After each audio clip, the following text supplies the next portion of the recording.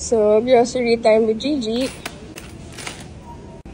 Nung bumili ako ng app ng mango, sabi ko, antayin ko na lang si Gigi. Okay, ganun ba yung sa mango? Because I don't know how to choose which one yung matamis. Tuturuan kita pipili. Pag mahihili ka ng mango, huwag mong pipiliin yung pudpud. Yung?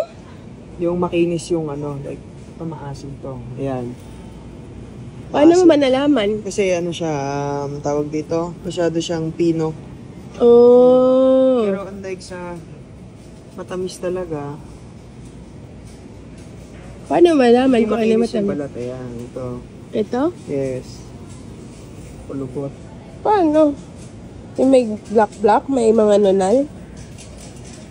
Yung may mga nunal? Ito, matamis yan.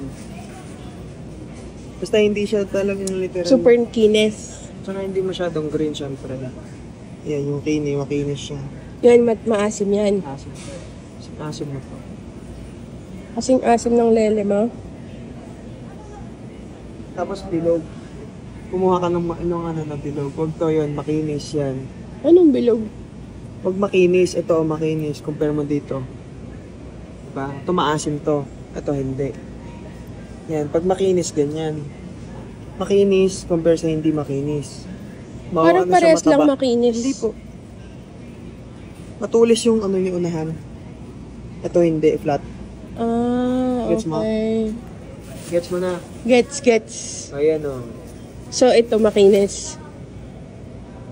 Ako mamimili This one. Bebe, titignan mo din kung hindi green. Ito, may nunal siya. Green. Walit din. Reversing for SC7 to customer service. Ito, baby, look.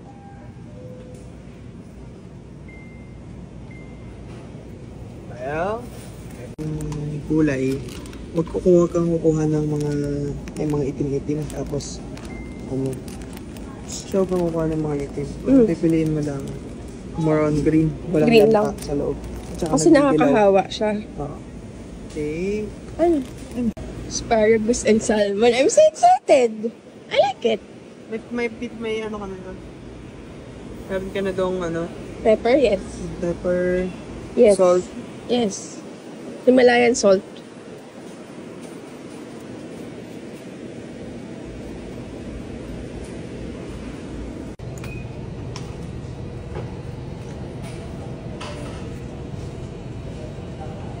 Pag kukuha ka ng chicken breast, dapat red talaga. Red. Parang brown yan.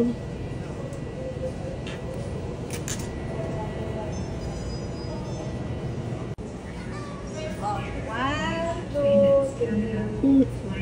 Papa.